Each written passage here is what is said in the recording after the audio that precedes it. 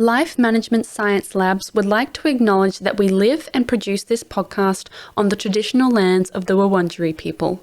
We'd also like to acknowledge the traditional owners of the lands of our listeners and our international colleagues. We'd like to thank and pay our respects to their elders, past, present, and emerging. Hello everyone and welcome to Bouncing Back, the Personal Resilience Science Insights podcast produced by LMSL, the Life Management Science Labs. We are champions of life management science, providing structured insights informed by science and inspired by practice on key aspects of conscious living. Each week, we bring you scientific and practical insights on each element with the expert knowledge of professionals in the field. Let's get started. Hi everyone, I am your host Tia Harmer and today I am joined by Dr. Jodi Richardson, best-selling author, award-winning podcaster and one of Australia's leading lights in anxiety education in schools and workplaces. In today's episode, we are talking about anxiety and how it really affects our personal resilience. Let's get started. Hi Dr. Jodi, how are you? Hello Tia, I'm great. Thank you for having me. Thank you so much for being here. Now, you have quite a multifaceted career. So for those who don't know you, do you mind explaining a bit about who you are and what it is you do? Yes, I'd love to. I live with anxiety, and that's really what brought me to do the work that I do. But I didn't realise I had anxiety until about 20 years after it started. It's something that I had for a very long time that was very debilitating. And then it was a journey for me to learn about it. And I like to say now that I thrive with it, and it's something that it's going to sound strange because it's so debilitating and tough for people who live with it like I do, but it has been a gift in that it's taught me so much about myself, and it's really led me to be able to do work that is incredibly fulfilling and really makes a difference for other people. Wow, that's incredible. And I love that you've, taken this thing that is so, like you said, like debilitating and can just so sort of infiltrate all these different parts of your life, but you've really like taken it and sort of just like, taken it by the horns and wrangled it to your benefit, which is amazing. And so many people, I don't doubt, have benefited from the fact that you are so passionate about this subject. So thank you so much for being here. So we're going to do some get to know the guest questions now. So this is essentially where I'm going to ask Jodi some more personal questions or some more kind of niche, interesting things before we get into the big interview questions. Cool? Yes, go for it. Amazing. All right. So first topic is books. So let's talk about books. Do you read? Are you a reader? Some people aren't, which is totally fine, but I feel like maybe you are. Oh my goodness. I don't know if you can see behind me, but that's just a small portion of my library. I just adore reading. I think books are an incredible gift to the world, and I read every night. I need to read a little bit more during the day. It's something I do at night to help me sort of wind down. Me too. Yeah, it's the sort of thing at night I feel as though sometimes I have to then pick up and go back because I was getting a bit sleepy and might miss something important. But I try to read nonfiction sort of during the day for work, and they're the books you'll see behind me. But I try to read fiction at night so that it can relax me and I'm not thinking about work just before my head hits the pillow. Yeah, definitely. I make a conscious point of doing that as well in terms of reading fiction before I go to sleep and then nonfiction during the day, because I just find it sort of sets my head in a better kind of like place before I'm going to sleep, because I don't feel, I don't know, is this something about, because I feel like when I'm learning, when I'm reading nonfiction, I'm learning. And I'm like, absorbing something, or I'm learning about someone's life or all that kind of stuff. And I recently just finished the book that I was reading, which was my little fiction book that I had before I went to sleep. I was reading Sherlock Holmes, just like the adventures, just like the different ones, and they were just like the best thing. And I finished it, and now I've like kind of run out of fiction books, so I had to pick up one of my nonfiction ones before I go to sleep. But it makes me not want to go to sleep because I just stay so engaged, and I'm like, oh, this is terrible. But I'm reading, which is all the more reason to celebrate. So yes, exactly. It's a beautiful thing. I'm lucky enough to be an ambassador for Australia Reads. And cool. it's really lovely because it helps us to be able to promote reading and promote libraries and books. Yeah. It's just finding what you love. It's finding what you love, and that's the key. And once you find what you really love, you set. It's just sometimes can take a little bit of time to find the right sort of genre. Yeah, exactly. There is a book for everyone. Somewhere out there, there is your genre. Even the people who are like, oh, I don't read, or, I can't get into like Harry Potter or whatever. And it's like, it's okay. Yes. There is something for you. Don't worry. There is. If my brother can find something to read, then anybody can find something I say that about my daughter. Exactly, yeah. Are you reading anything interesting at the moment? Oh, my gosh. I've just finished Exile, which is written by Jane Harper, and she's an Australian author. Wow. She wrote The Dry. Yeah.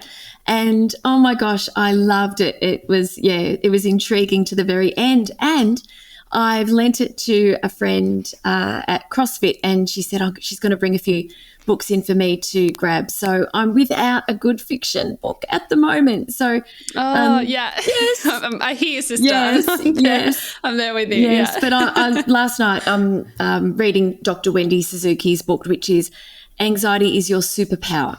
So it isn't my traditional type of book before bed, but it's doing the job at the moment.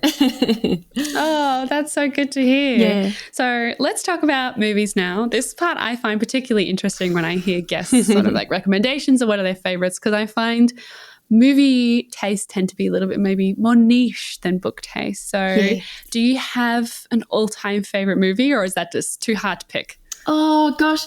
I thought about this because but I couldn't arrive at a good answer, which is not helpful. But because I think it's generally this recency bias, this idea of what have I seen recently that I loved, and then it sort of then shifts in my priority list. But I recently watched was it called Game Night with Jason Bateman, and it was hilarious. I haven't seen it. Oh, it's on Netflix. It was very, very funny, and so when I sit down at night, I usually watch about an hour of TV of a night time. And that's my total unwind. We watch a lot of crime, my husband and I. And, we just not exactly unwinding material. I know, it's so relaxing. I know, you're right about that. But, we recently watched. It's interesting, though. It is. It's so interesting. Yeah. And, this is going to maybe surprise some people who might know me who are listening. But I actually love watching a lot of foreign series and we watch them obviously with subtitles. And there are so many interesting shows that come out of places like Finland and Germany and France. And if you don't limit yourself, it's a little bit of getting used to subtitles. But it's so, you open up a whole new world of really great television. So just a little tip. Totally. Yeah. Oh my goodness. Yeah. I've definitely found some really incredible movies and TV shows just from overseas, and you get so hooked on them, and whether or not they have subtitles, like you're just like, if it's got a good plot line and good characters and good script, like, good television or good films are good television everywhere. Absolutely. Yes. Amazing. So let's talk about podcasts. Now, you host your own podcast, yes? I do. Yes. Amazing. I do. It's called Well, Hello, Anxiety. And it is it's a name that I thought long and hard about, because I guess what I'd love to say is that one of the greatest challenges for people with anxiety is this idea of I have to get rid of it to live a really full life. And we don't. In fact, we can't get rid of anxiety, but there's so much we can do to dial it down. And so the name of the podcast hopefully gives that idea that we can face up to it and we can bring it with us. It can be like an annoying friend that comes with us to do the things that we want to do. And, it's a real joy to create and host a weekly podcast. As you know, it's a really wonderful thing to be able to talk to different people and to be able to bring really helpful insights to people in a forum that's really personal, like podcasting. Yeah, definitely. Yeah. We'll leave the details for Jodi's podcast in the description if anyone's interested. Because, yeah, it sounds like something that definitely is making that discussion about anxiety a little bit more accessible. And, yeah, as a host, it's definitely it is a really cool job being able to talk to different people every week. And, you know, sometimes I talk to 2 or 3 people a day, and everyone I talk to is someone that I don't know, unless I'm interviewing one of my other hosts, one of my colleagues, which is always really fun. Yeah. But I feel, yeah, so lucky to be able to like talk to new people on a weekly basis and always learn something new, whether or not I am like, you know, personally involved in the topic or I have a personal kind of attachment to it. You still always learn something, which is just such an incredible part of just being a podcast host. It's kind of like being a radio host, but just a little bit more comfy. Yes, a little bit less stressful, which is so lovely. Because I used to do radio, and yeah, it's a little bit more high pressure. Yes, and being a podcast host is just so nice. I highly recommend. Highly recommend. For people. It is. Yeah. It's a great medium, and its barriers to entry are quite low. Actually, there's a lot that you can do to start your own podcast. Oh yeah, definitely. But yeah, it certainly requires some time commitment. That's for sure. Yeah, definitely. Yes. Do you have any podcasts that you listen to for fun, or are you just sort of like, you know, informative, educational podcasts? Oh, a bit of both. So okay. Yeah, one of the podcasts I love and I try not to miss an episode of is Mia Friedman's No Filter. I just find that a fascinating listen. Always really beautifully told stories, a lot of open, honest conversations with people from all different walks of life with all different stories to tell. And that's one of the podcasts that I really enjoy. I really enjoy getting, a chance to listen to, usually in the car. Yeah, definitely. I love both educational and just kind of like fun podcasts, because usually I listen to podcasts to kind of learn something. I usually am just listening to interviews with people that I love. Like I love Ashley Graham has Pretty Big Deal, which is like my all-time favorite podcast. She just interviews the most incredible, smart, talented, successful women, and all of her conversations are so much fun, and I just love her personality so much.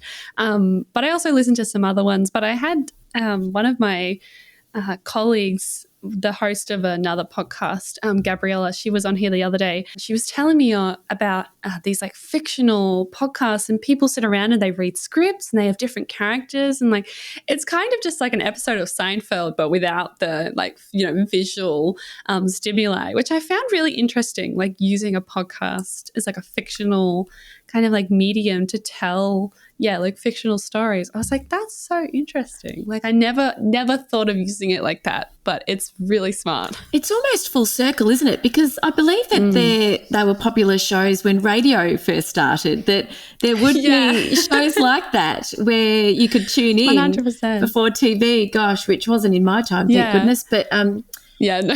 Yes. Mine neither, yeah. Definitely. Yeah, it was really interesting. And it does, like you said, sort of have that nostalgic aspect of when before television, when people listened to the radio and they had stories on. And yeah, I love that. I was like, that's so interesting. But anyway, we could talk about that forever. So my next topic is famous role models. Do you have a famous role model? Oh, I really admire the work of Brene Brown. I don't have a lot of role models. I think I read a lot of different people's work and listen and tune into a lot of different people's work, particularly in the area that I'm passionate about, which is mental health. But Brene Brown, I just love the way that she has changed the landscape in workplaces, in conversations, and just how so much of her work in science is translating to real change, and how open and vulnerable she is, and how that's, really role modelling for so many other people to be able to share more openly. Because at the end of the day, if we can all share a little bit more openly, we can connect better with other people, and that has such a bearing on our life and our happiness and our relationships. So, yeah, she's somebody I really admire. Oh, amazing. I love that. And fifth and finally, let's talk about a course you have completed. It doesn't have to be recent. This can be like, your favorite unit that you completed in uni, or something that you did online during COVID, or... Oh, well, probably the most powerful course that I've ever done, which is on top of all of my university studies, is training in acceptance and commitment therapy, which is a branch of cognitive behavioural therapy, or CBT, which some listeners might be familiar with, but it is just the most powerful behavioural therapy I've ever come across. And the strategies and the tools that I learned through my training that I apply to myself and I share with my audiences have just been really life-changing. So that is the kind of training that I get really excited about. Oh, amazing. That's wonderful. Well, thank you so much for answering those questions. Pleasure. So before we get into kind of the nitty-gritty interview things, we're going to talk a little bit about what personal resilience means. So for our listeners, Jodi, how would you define personal resilience? Resilience to me is about struggling well. And I say that because we only develop resilience by going through hardship. And we all want to be resilient, and we all want for our friends and our family and our children, for those of us that are parents, we want our children particularly to be resilient. But you only develop resilience by coming out the other side of something that was tough, one of life's curveballs. And so personal resilience to me is this understanding that life is full of curveballs. It is not normal to go through life and not have challenges. That's just a part of being human. Exactly. Yeah, and to be able to show yourself kindness and compassion when you are going through a difficult time, to know that you are not alone, and to learn and then cultivate the skills that can help you to cope with the hardship, make the connections so you have people to turn to support you through the hardship, and reflection when you come out the other side to say, I did that, I got through that, and to know that, hey, if I got through that, then that's a real string to my bow, and it's going to help me to get through other things that are challenging too. Yeah, exactly. I think it's been so interesting to sort of like going back to what we were talking about before. It's been so interesting being the host of this show, because everyone's definition of personal resilience is so different. Everyone has the same kind of like foundation, but it is so different. And I think what you've touched on definitely is kind of at its core sort of, you have to go through things to be able to build that resilience. It is definitely sort of like, making your skin tougher in the way that you are able to kind of love yourself the most, and take care of yourself and learn about yourself, and kind of, your coping mechanisms, the ability for you to understand when you need to take a break, when you need to look after yourself, when you need to keep pushing through. So I think personal resilience is so multifaceted, but it is something that you have to face in life, and everyone has that resilient side of themselves, because just being a human is just in and of itself, a little bit of a challenge. So it is something that you learn about, especially as you get older. But when you're a kid, being resilient is something that you just innately learn about, having to say sorry, having to, get back up off the floor of the playground after you fell off something, it's those basic things. And I feel like being a parent, you kind of see what resilience really means, and that sort of like fundamental childlike point of view in terms of, falling down, hitting your head, getting your self back up, getting a bad grade, learning about that again. So it is such an interesting thing that you develop as you get older. Yeah, it is. And you're right. Different people will have very, very different ideas around it, which is so nice that we can all share our own point of view. So exactly. So a lot of people think that resilience means being immune to stresses and adversity. Why do you think this is? Why do you think we have this misconception?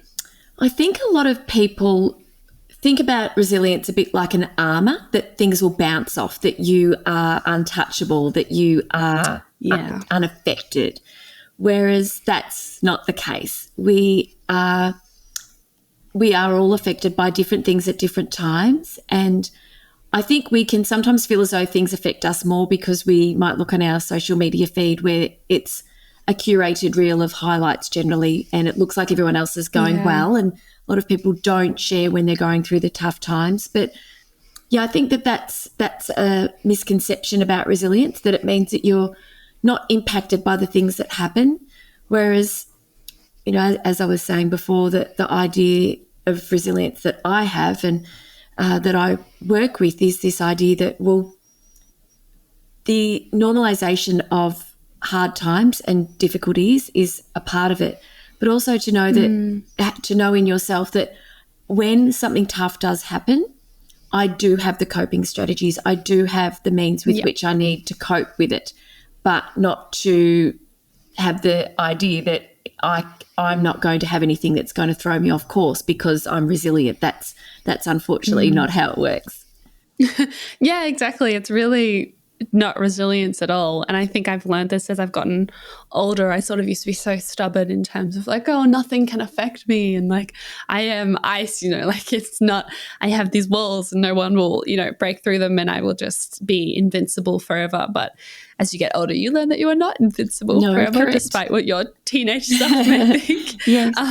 You're definitely not invincible. And I think we have this misconception because we want to believe that nothing is going to affect us, because we want to feel like we have the power to control ourselves and our lives and our own emotions. But it's really not the case. Life happens and things will happen, but it's about, resilience at its core is really about learning how to bounce back. Correct. Which is the name of our show. Yes.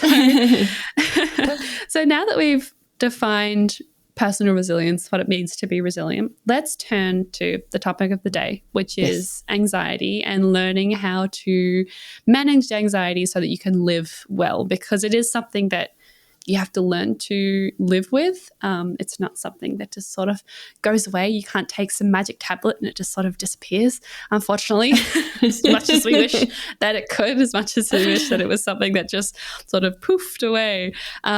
But unfortunately, life doesn't work like that, as we've already discovered. So how, in your professional opinion, how do you define anxiety disorder? Yes, an anxiety disorder is really defined by how much of an impact your anxiety is having on your life. And so I like to say that anxiety exists on a continuum, and we all experience anxiety every day because it's our brain's way of keeping us safe. But when anxiety symptoms, the physical symptoms and the worries and the behaviour, which is often avoidance, are getting in the way of day-to-day living, that's when it's a problem.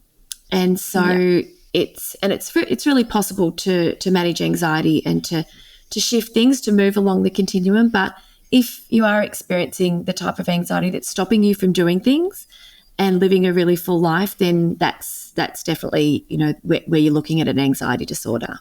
So there is a difference between sort of like anxiety disorder, and then there's that general anxiety that people, and that's a totally natural thing to experience on a sort of relative day-to-day basis. Yeah, absolutely, yes. And so every single person experiences anxiety, but normally the anxiety is in response to something that's happening. Like for some people, recording a podcast would make them very anxious, and then they'd record the podcast and then that anxiety would settle.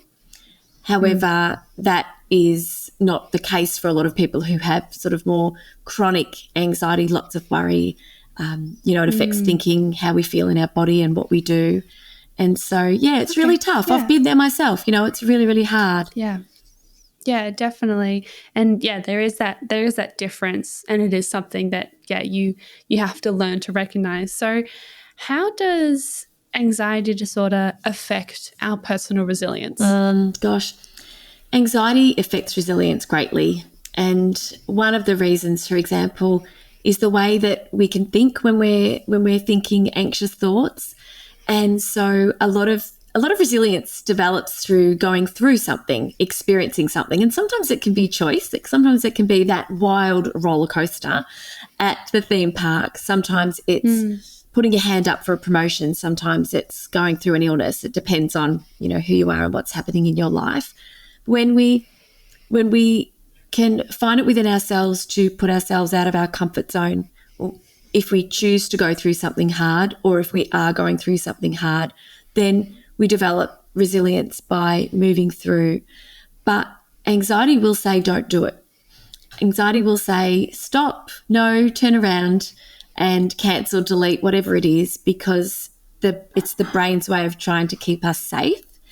And so when anxiety has its say in opportunities to develop resilience, often people can say, no, I can't, I'm not going to, because it feels so overwhelming in the body and we don't like feeling like that. And so we want to return to a feeling of safety. And so it can really impact resilience. That's just one of the ways it can impact resilience. So you keep sort of mentioning this concept of our body returning to this feeling of safety. Is that sort of like the same inbuilt reaction in every human, or does every person kind of have their individual, does their brain sort of have this individual understanding of what safety means? Yeah, so it can be very individual. And some people, particularly people who have experienced trauma, their brain is wired to be more easily able to detect threats. And so the brain wiring is influenced by experiences sort of through childhood and growing up.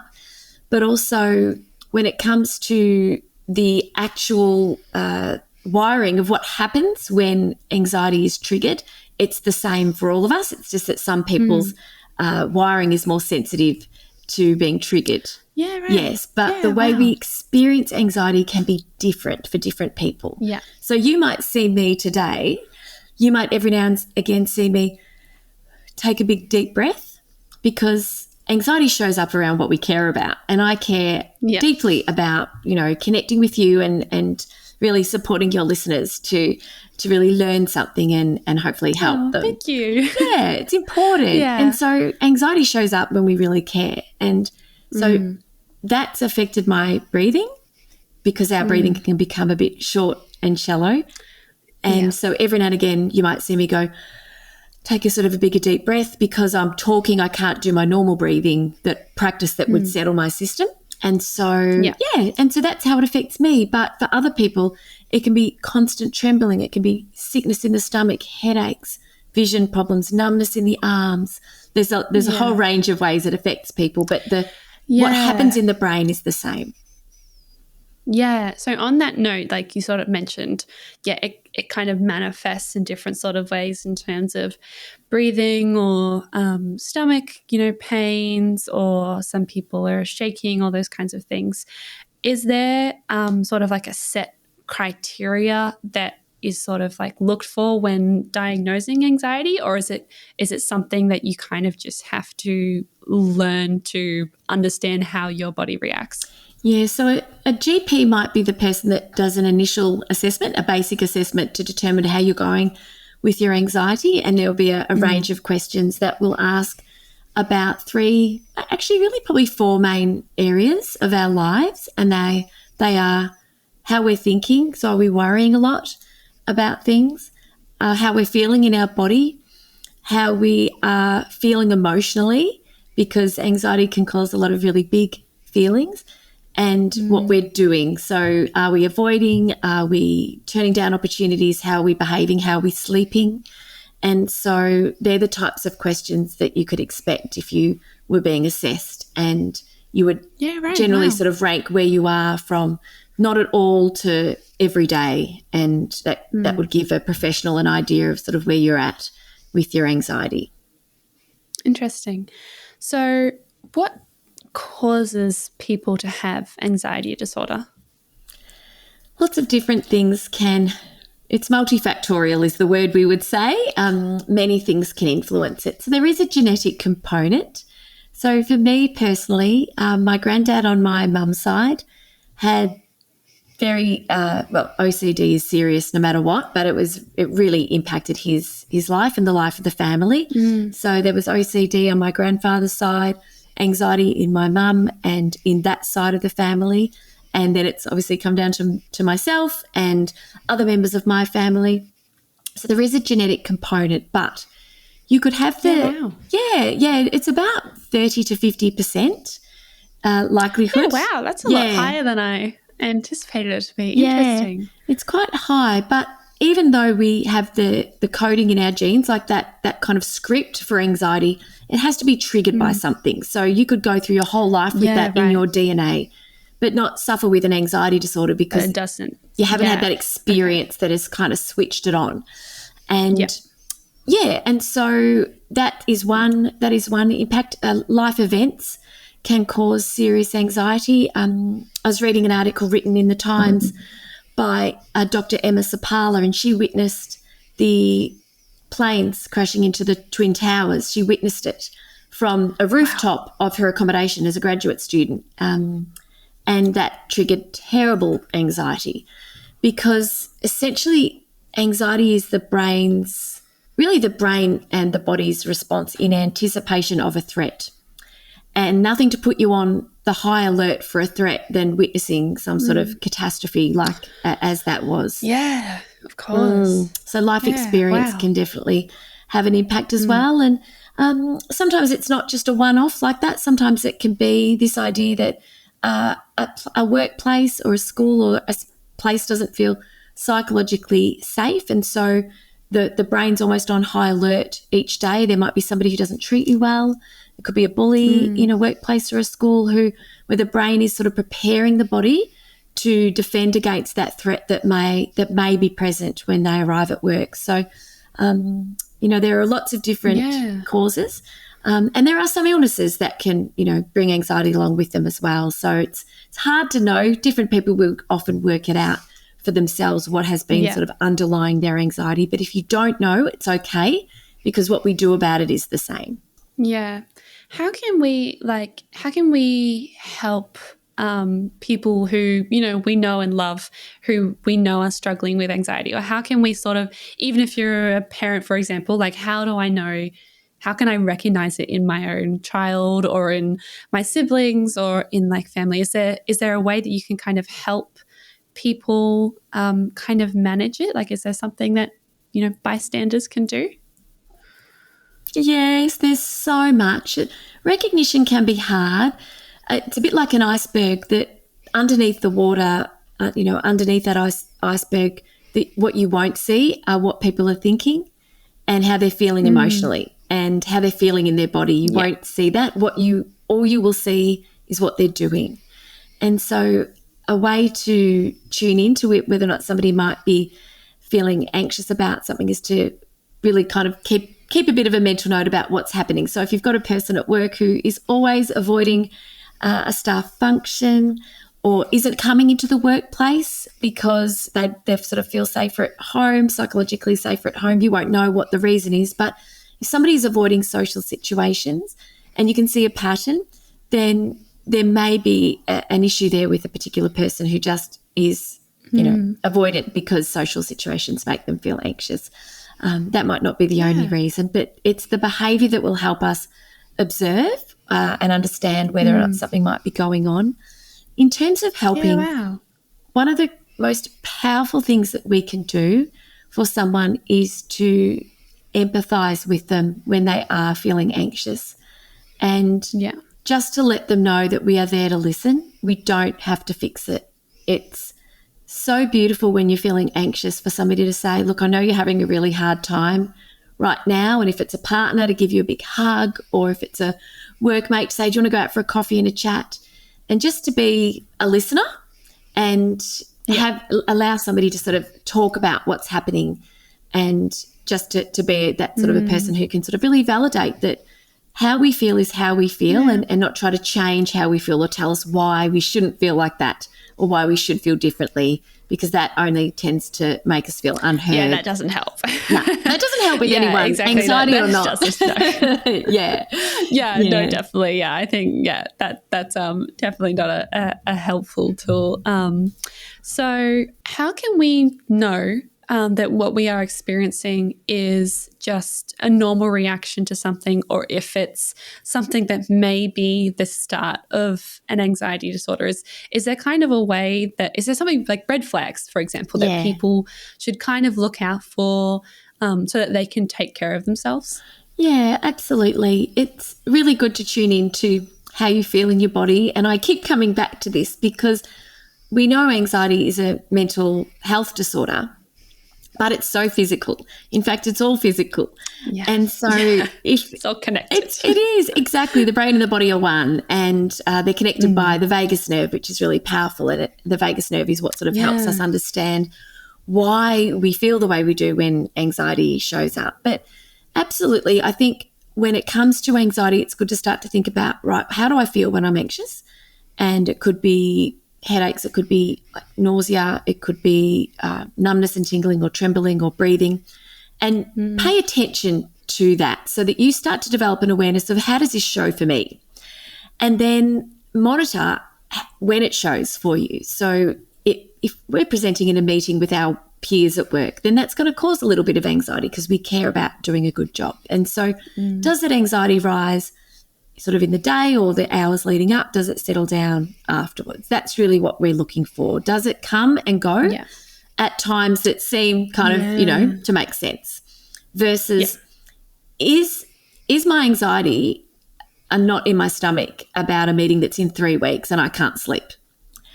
And is it something that I'm saying no to opportunities or experiences or invitations because I feel this anxiety come up and I just want to stay where I feel okay, where it settles back down, which is often at home. So really just looking out for when is that anxiety just hanging around for no good reason, it's becoming extreme and it's stopping us from doing the things that we kind of have to do if it's a workplace task that we would choose not to if we could, or the things we love to do. Anxiety will get in the way of the good stuff and the other things that we have to do when it's starting to become a problem. Yeah, definitely. I'm curious in terms of, we've talked about how it can come up before something and during something. So, for example, a work meeting or, you're hosting a show or something like that, and it can come up beforehand, like quite far in advance, beforehand and then during. Why does it, for people who have anxiety disorders, why can it sometimes hang around afterwards? Like, what is that overflow effect? Like, why does it? Because you kind of like, you just want it to go away because you're like, okay, it's up. You're like, okay, we're finished, we made it, go away now. Yes, I'm done. You've done your job. We're out of, we're back in safety. Yes. Why does it hang around? Yes, it's because of the biochemical changes that occur when we experience anxiety. So we are flooded with adrenaline and cortisol, and they don't get mopped up so fast. And so you might public speaking is my love, and it seems strange from somebody who lives with an anxiety disorder to say that, but it's something that is easy for me to do. I get excited, but most people that's terrifying. And so you would think that after putting the microphone away, walking off stage, round of applause, you'd feel fantastic. But it does take a little while, sometimes up to half an hour, maybe even a little bit longer, for the heart rate to slow, for the muscle tension to relax, because essentially when anxiety, the threat is determined by the brain and all of the processes are in play to put us into a state where we can defend ourselves from the threat, because the brain actually thinks our life is in danger when we are speaking on stage. That's really what the brain and the body think. And so all of the changes relate to that. Our muscles tense so that we've got more power if we were to fight. Our blood moves from our gut to our legs and arms so we can run or punch and do that, with more power and more speed. And all of the changes we feel in our body relate to powering us up. And it takes a little while for the blood to be redistributed, for the heart rate to settle, for the muscle tension to ease, for the biochemical changes, to stop, for the adrenal glands to stop pumping out adrenaline and cortisol. And so it's very natural that it takes a little time to sort of taper down. And what can happen the next day is there can be sort of a bit of a slump, kind of the come down from there can sometimes be some elation that comes with achieving something that's really anxiety provoking. So I often say to people, prepare to be a bit flat or maybe a little bit low in mood and a bit tired the next day too, because it's exhausting having a body on high alert like that for a long time. Oh, yeah, totally. Yeah. Interesting. So we've spoken kind of how anxiety can stem from different things and be caused by different things. Is this something that you can develop as an adult? Because a lot of what we talk about and just sort of a lot of the literature kind of describes, it's stemming from something that happened in your childhood, something that you saw kind of, pre-20s. But is it something that can occur, like, let's say you're in your 30s or your 40s? Is it something that can occur, after you turn 20? Yeah, definitely. So the research tells us that by the age of 14, half of all mental illness is present, which is really young.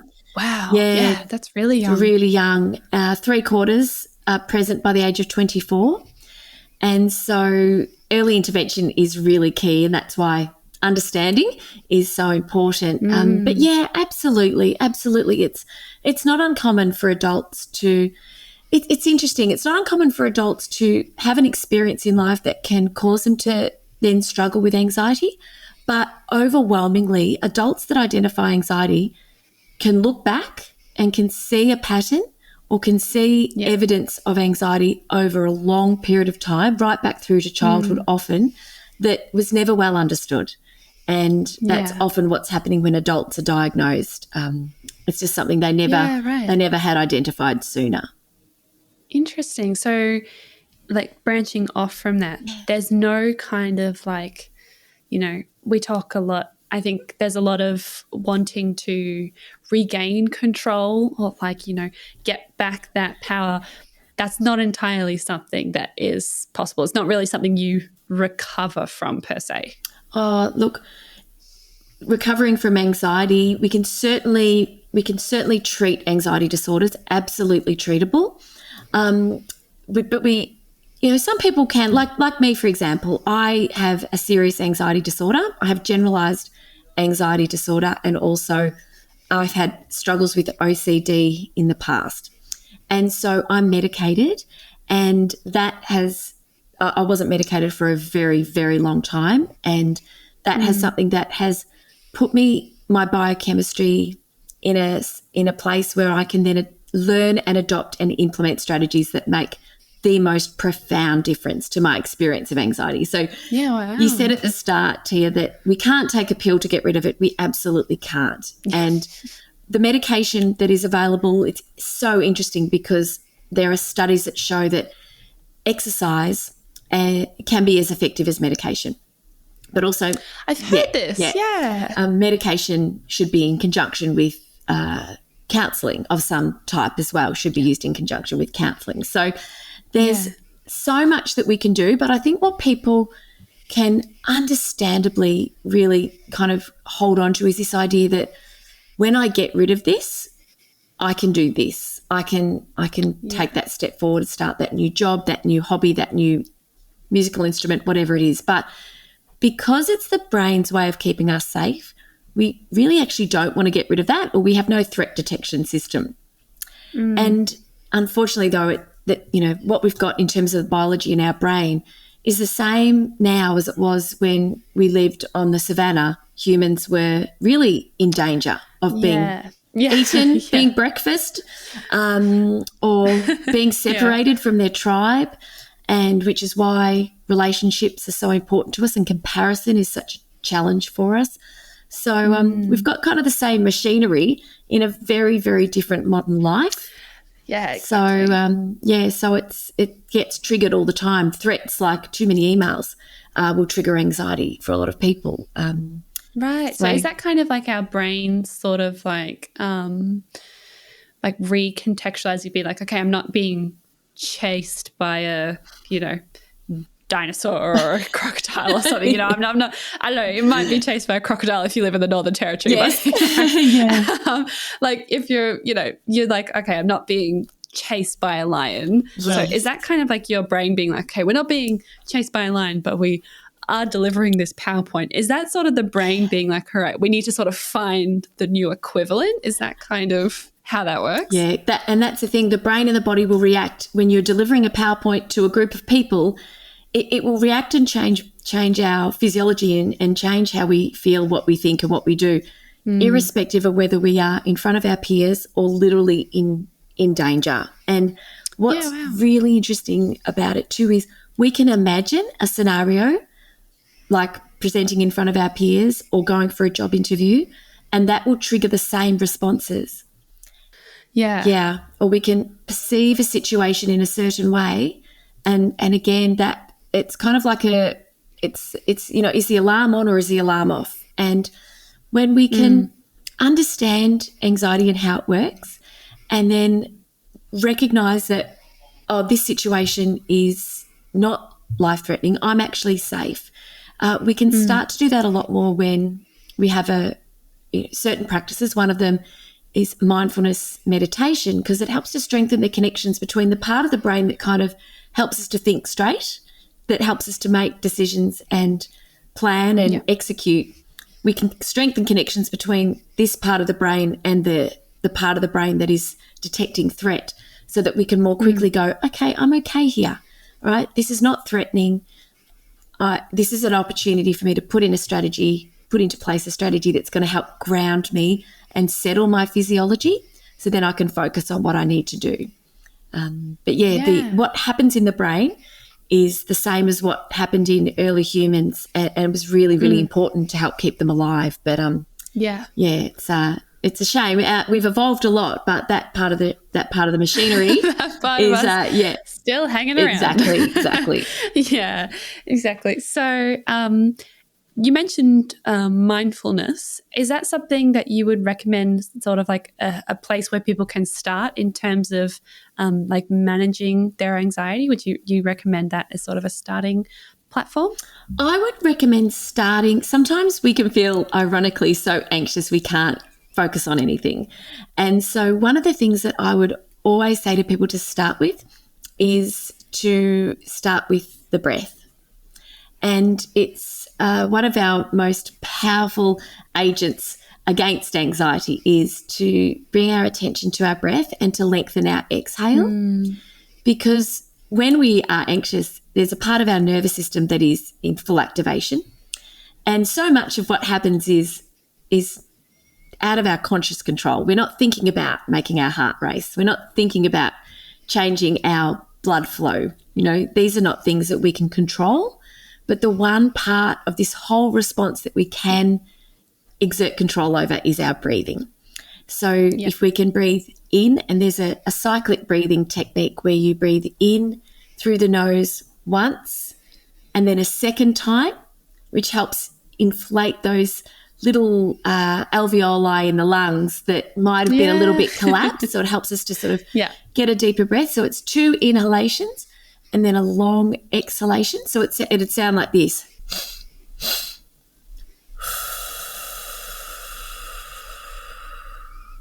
Yeah, okay. And a long exhalation, because it's during the exhalation that our heart rate slows. Our heart rate actually increases a little bit when we breathe in, and it slows when we breathe out. So if we can start to bring in some really mindful breathing, that is what is going to really help to settle an anxious system.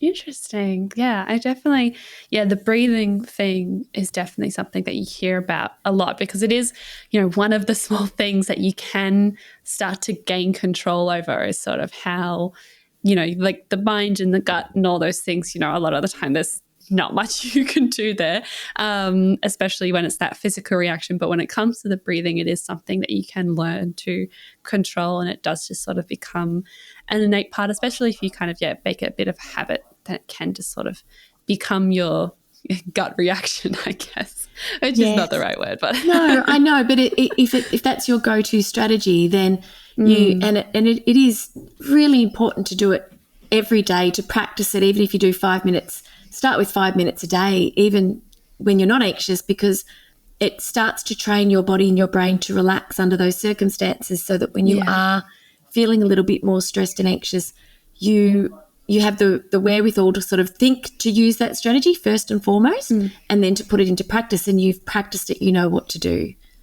So let's turn quickly to coping mechanisms. There are good ones and bad ones. Yes. So, for example, one of the less healthy options is some people turn to alcohol as a coping mechanism. And, a lot of people turn to, like I said, alcohol, drugs, those kinds of things. Yes. What advice would you have for people who are trying to sort of break out of unhealthy coping mechanisms, but they've kind of becomes such an attached sort of habit that it can be hard to break out of. And what options do those people have otherwise? Certainly when it comes to alcohol, that is commonly, it's something we turn to because of stress.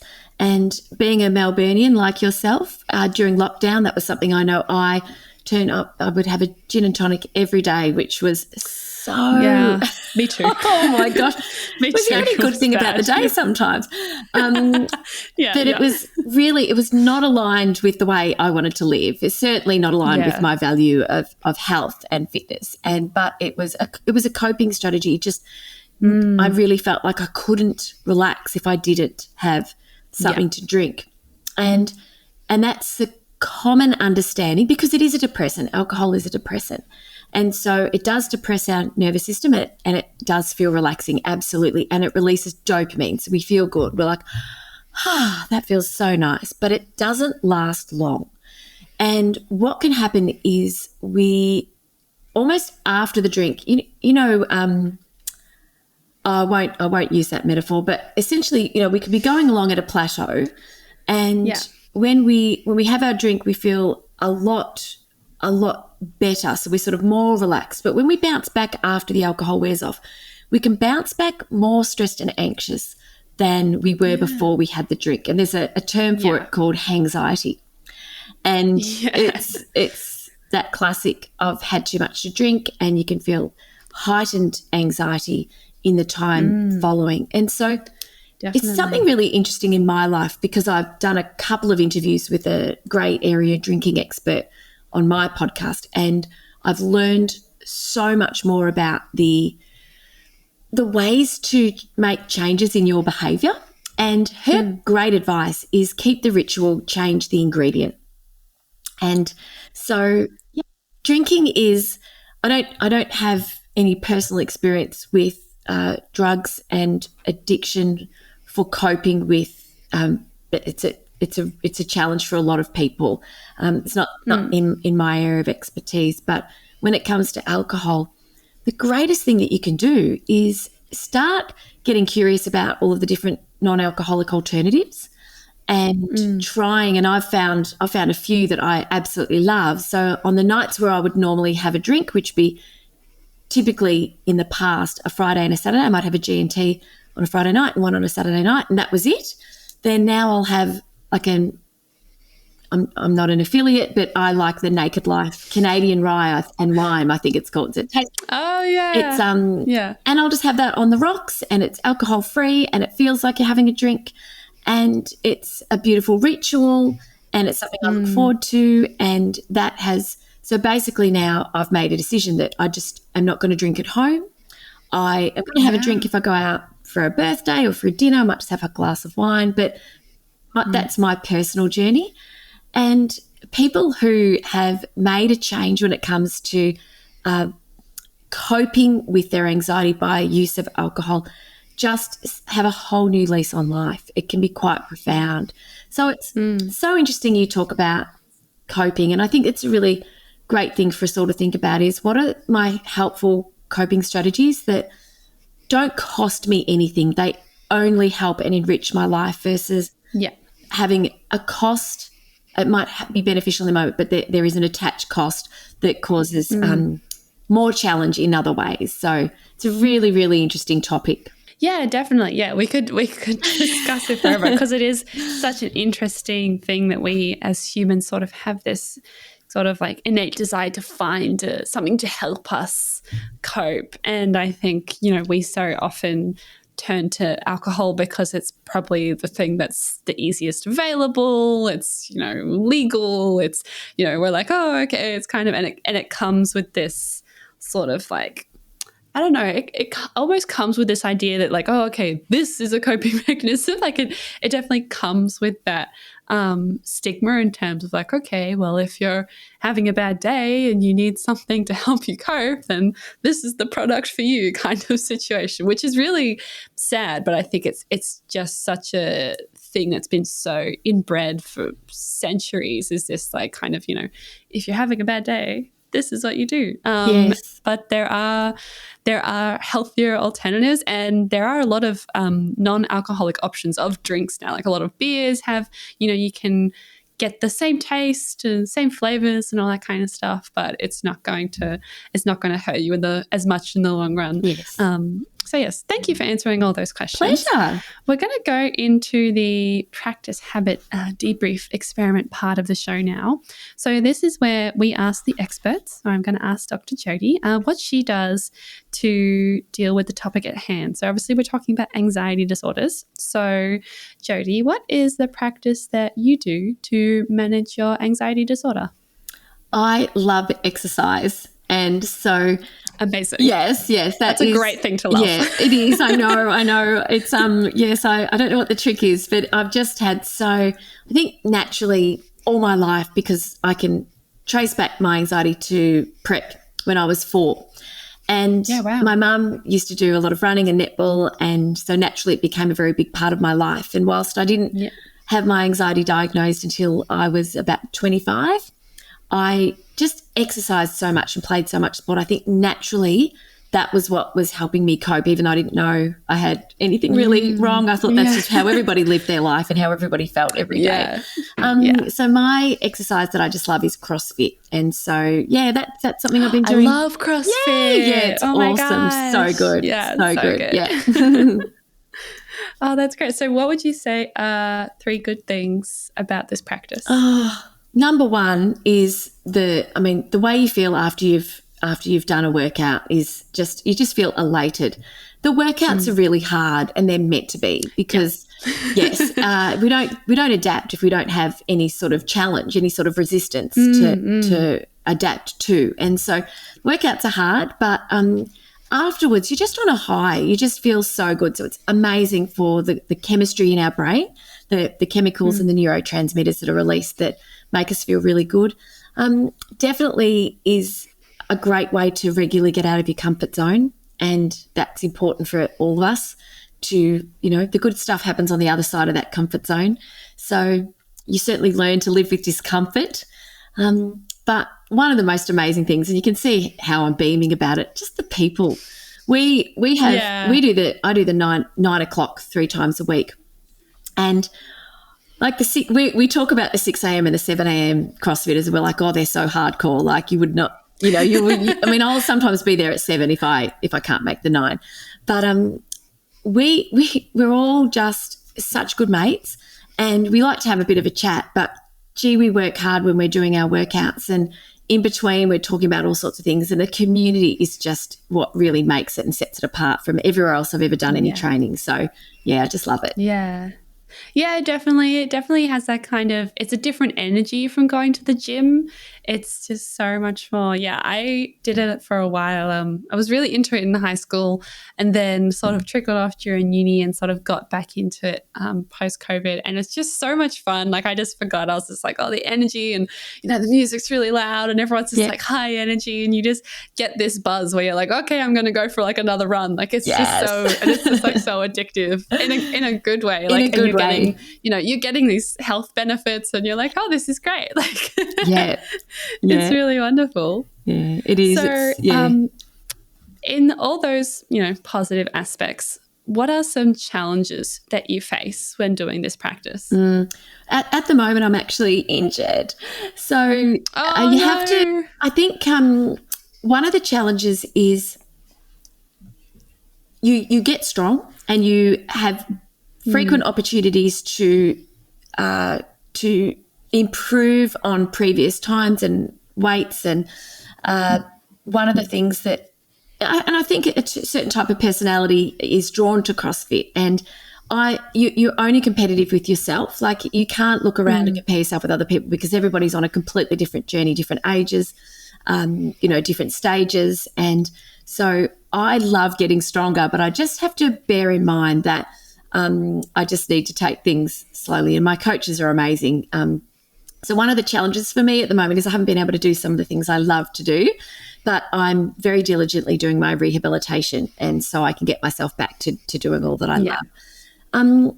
I guess another challenge is that it's, it is some days you might be scheduled and booked into a class, but you might just, sometimes you just don't feel like it. But I don't let that stop me. I say to myself, I've made this commitment to myself. I've made this choice. And so I'm going to be going regardless of whether I feel like it or not. And I think that's the key to being consistent with your exercise, is not being influenced by those day-to-day ups and downs, is deciding what you need, what's going to work for you, putting it in your calendar, and then making sure that it happens. Because the moment that you make a start, you are so grateful that you actually got yourself there. So they're just a couple of the challenges, aside from the actual learning of new skills, which can be a bit tricky sometimes. Yeah, exactly. So how do you find the time to do this every week? I make the time. I schedule it in pretty much before I schedule in anything else. And so yesterday, for example, I'll do 3 classes a week, usually Monday, Wednesday, Friday, sometimes Saturday. And when I'm not injured, I'm still going 3 times a week at the moment, but I put it in my calendar, and then I schedule meetings and podcast interviews and things like this around my training. I usually don't agree to anything until 11, because you sort of have to make sure you've got plenty of time for a nice hot shower and afterwards. But yeah, if I have a booking, say for example, I have a school that would like me to come in the morning, of course that's going to take a priority. Of course it is. But where day to day, because I work for myself, I'm able to schedule things in around it. It's a priority for me, because it is. Without that, I know my mental health declines. There are 2 key things. My exercise is my number one, and my sleep is the other. So I protect those as much as I possibly can. Yeah. And how do you think this practice impacts your personal resilience? Oh, in the most phenomenal ways. I so often will leave CrossFit and I'll say, if I can do that, I can do anything, because you do feel that way afterwards. You do. I mean, I'm so excited. I did a PB with my deadlift yesterday, and I lifted 75 kilos, which is way more than I weigh. And oh my goodness, I know. But I was like, myself and another woman, we had the same PB yesterday. Whereas one of the girls, she lifted, I don't know, I think she lifted 100. So my weights are never the top weights in the class, but it doesn't matter, because it was a PB for me. It was 5 kilos heavier than last time I did it. It's taken 3 years to get there, but what? Do you know what, Tia? I've completely forgotten what you asked me. Sorry. That's fine. Okay, yeah. So how do you think this practice impacts your personal resilience? Yeah, getting so caught up in the love for CrossFit. Sorry, I know, right? I know. I'm just dreaming of when I'm back in. So what? Like, in terms of the discomfort. So discomfort is something that is just a part of being human, and I think it's Russ Harris will say it's a happiness myth, that it's normal to be happy all the time. It is normal to have all sorts of feelings, and discomfort is one of them, whether that's emotional or psychological or physical. And the discomfort of CrossFit, and just that idea that, like you said before, another run, you look at the clock and there's like 90 seconds left, and coach is like, okay, you've got time for one more, and it's like, but you do it, and then you realise that I can actually challenge myself, push myself, and ask more of myself a lot more than I would have outside of an environment like that. But also then it helps you to learn that I've got a lot more in me. I've got a lot more in the tank than I probably once thought I did. So it's actually imperative for my own personal resilience. It's one of the most foundation factors, I would say. Yeah, wow. Well, thank you for sharing that and your love for CrossFit. I definitely concur. So we're going to go into some audience questions now. So I've got a question here which asks, how can I learn what cues or triggers my anxiety? Yeah, what I'd start by doing is to become curious next time anxiety shows up. So for this particular person who's asked the question, you might know of certain situations that you're in that might trigger your anxiety. So picture the next opportunity you have to be in that situation. And when that situation comes around, know that it's coming. The anxiety will show in this situation. You know that's what your history will tell you, and start to become really curious about how it feels for you in your body and what's happening. And under the headings think, feel and do, make a few notes. Often, with young people, you can get them to sort of lie down on butcher's paper. I don't even know if butcher's paper exists anymore, but draw around arms and legs, and kids will colour in where they feel it. You could do that if you wanted to. Oh my gosh. Yeah, because you can just say how you're feeling. Definitely seen that. Yeah, it's and because it can feel differently for different people, but with a sense of curiosity and maybe a notepad and pen, just jot down a few things, because that way, when we see the early warning signs, we are more able to, or we're in a better position to be able to step in and put a strategy into practice that can help us to kind of send it in the other direction and settle our system, rather than it sort of amping up in the other direction. Yeah. Interesting. Well, thank you for answering that question. Pleasure. We're going to go into the open mic section of the podcast now. So this is essentially where the guest gets to talk about anything that they're passionate about. It doesn't have to be related to personal resilience. It can be about anything. We've had guests talk about some really random stuff.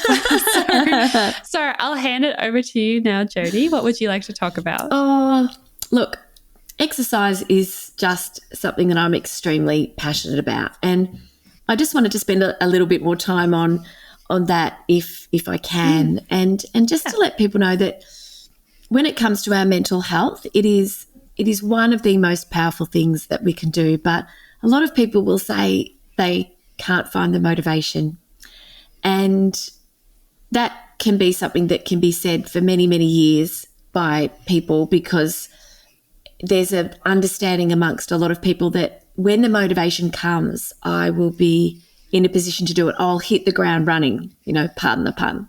Whereas the motivation actually comes from the doing. You actually need to take the action first, start to experience the benefits of what you're doing, which will then motivate you to continue. And so what I would say to anyone who's waiting for the wave of the wand from the motivation fairy is to decide what it is you want to do, schedule it in, and just get started, irrespective of whether you feel like it at the time. And just because you don't feel like it and your head says, I can't, doesn't mean your body can't. I mean, you could, a classic example is you could say, I can't pick up this pencil. Well, I just picked it up. What our head tells us isn't always helpful.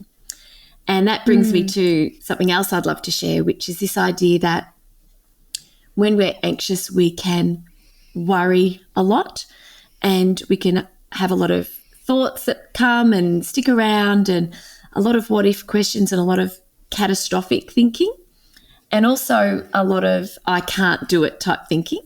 And so instead of asking yourself, is it true, which we often like to do, when you've planned to do a walk and it's raining and your head says, well, you can't, it's raining, then you can thank your mind for sharing that thought with you, ask if it's helpful, and no, it's not helpful. What's helpful? What's helpful is to do what I said I wanted to do, which is to get out and go for my walk. So what if you get wet? Take an umbrella if you don't want to, unless it's torrential rain and it's not safe, of course, disclaimer.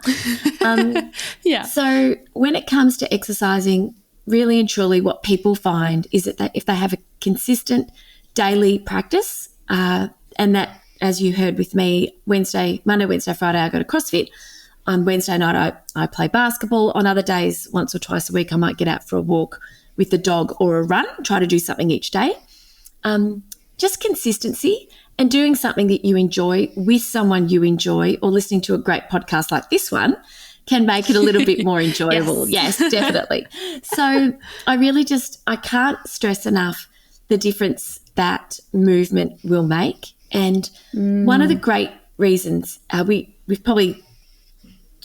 talked a bit about endorphins maybe earlier in the show. I might not have mentioned that exact word, but we get a lot of great neurotransmitters. But one of the great things about exercise is it produces a neurotransmitter that actually puts the brakes on our stress response. And so there is a lot that happens in our brain and our body and our muscles and our mind when it comes to exercise that can really just be life-changing when it comes to our mental health and well-being. So thank you for the opportunity just to say a little bit more about that. Obviously, it's something I'm extremely passionate about, but I've worked in this space for a long, long time, and it is profound the difference it can make for people. It can be, just the difference between night and day. So. Oh, 100%. Yeah. And I can definitely attest to that. And I think it's so much a part of, getting that, air quotation marks motivation to get up and actually do it is a lot of the time just learning about yourself and what you actually like doing. You don't have to, if you don't want to run, then don't run, go, swimming or go dancing. But those are my two kind of go-to things, because I hate running. Yes. I'm not a runner. I applaud those who can. I can definitely see the thrill. I do love running fast. Yeah. I don't know if that's just a childhood thing, just the ability to just move really fast. Yeah. But yeah, learning about yourself and what you love to do. You can pick anything. It can be karate, or it can be hockey, or something just sort of trying something out. And you don't always have to sign up for a membership for it or something. If you just buy a tennis racket and just whack some balls against the wall, and who knows where that could take you. But yeah, learning to find something that you love, I've definitely found has made the biggest difference. And like you said before, you touched on it in terms of exercise is a lot of what you get from exercise is the same components as what you get from a medication for something like that. I remember who was my psychologist said that resistance training, they found that doing that resistance training provides you with the same effects as if you were to take anxiety medication or medication for depression. And so she was just go swimming. Okay. Yeah. I was sure, all right, cool. And yeah, you can find these incredible benefits for your headspace, for your, general health, for your heart and your muscles. And it's just a fun feeling, especially if you're doing it with other people and you like what you're doing. Some people love doing, just the gym, and they run on the treadmill and they do their weights, if you like to do stuff organized and by yourself. But you can go to Zumba classes. I've got a friend who's a Zumba instructor, and he just says it's the best thing ever. And he gets paid to dance around and exercise and hang out with people all day. And he's it's the best job ever. He's why? She's this is amazing. And I look incredible. So yeah, it's about, finding what you love, and the benefits of it, like you said, are just so unending. It's really amazing. Yeah, it really is. And I know for a lot of people who work, and I know I have the privilege of working for myself and running my own show, and I can make those decisions, and not everybody has that opportunity, but we all have the same number of hours in the day. And it's incredible when you look at what some people have done in their lifetime with the same 24 hours, and hopefully we're all getting a good 9 hours sleep a night. I need 8 to 10. Yeah. Really, it's really about, and my mum says this to me because I've said this to her a lot, it's about what is most important to us. And if we were to look at our day, I think we can all find 15, 20 minutes in the day. And if you can't, and I say this with lots of love, if you can't find 15, 20 minutes in the day to do a brisk walk, to do something for yourself, then there might be some other changes that might need making. And that's and it could be going on a walking meeting with someone. It doesn't have to always be, obviously in the workplace it's a bit tricky, but we can feel sometimes that exercise might be the thing we can't do at the end of the day because we're so tired, we've had a busy day, especially if you've got a long commute and you are sitting at a desk all day. You can feel exhausted and I don't have it in me. But trust me, please, when I say that doing the exercise and starting small, you don't have to dive into a CrossFit class. That's pretty full on. Don't do that. Yeah. Want to exercise again. Like you said, Tia, so beautifully, find what you love start small, but be consistent and make it the priority. I mean, the other day I was in the supermarket, local Woolworths down here, and a lady just looked a bit like she needed help. You know, I just sort of said, "Oh, do you need some help with something?" as I walked past her. And she said, "Would you mind just bobbing down and picking up something that was on the bottom shelf?" And it was a little bit, not just right at the front of the bottom shelf, but yeah, a little awkward. She said, I can't get down. I can't get down to do it. And she wasn't, I don't know. I mean, it's so hard to tell, isn't it? But she didn't seem to me, I mean, I'm nearly 50, so I suppose, you know, she probably was 10 years older than me, maybe. And I thought, I was delighted to help her, of course. But it did make me stop and think, gosh, how hard must that be when your body is not able to do the things you want it to do? I mean, that's not good for our mental health and our well-being and our happiness. So do it for you now, do it for future you, and make the time. We've all got the time. It's just how we spend it. So anyway, I'll get down off my high horse now. No, amazing. Yeah, I think we all need that boost of motivation to hear people who do love it and who do love the benefits of it, because that's really all you get is just benefits from it. Yes. It's really amazing. Yes. So anyway, that brings us to the end of our show today. Thank you so much, Jodi, for being here. It's been such a pleasure. We've learned so much today. Oh, thank you for having me. It really has been a lot of fun, so thank you. Oh, amazing. Well, thank you so much for being here. But for those who want to find out a bit more about you and what you do, where can they go? Oh, my website's probably the best place, which is drjodirichardson.com, and that's Jodi with an I. And yes, please, reach out to me on LinkedIn and Instagram. And of course, the podcast is available on all good podcasting platforms. So take a look. Perfect. Well, we'll leave all the links to Jodi's details in the description below. And to our listeners, thanks so much for listening. Don't forget to like and subscribe on whatever platform you're on. And we'll see you next week. Bye, guys. You have been listening to Bouncing Back, the Personal Resilience Science Insights podcast, produced by the Life Management Science Labs. Listen to episodes from LMSL's 10 Life Management Perspectives on Apple Podcasts, Google Podcasts, Spotify, YouTube, or other podcasting apps on your smartphone. If you enjoyed this episode, please consider rating our show, sharing it, and subscribing to our channel, as it helps others find us and us grow to bring you more quality resources. More of our work can be found on our website at pr.lmsl.net, where you can join our movement. I'm Tia Harmer. Thanks for tuning in.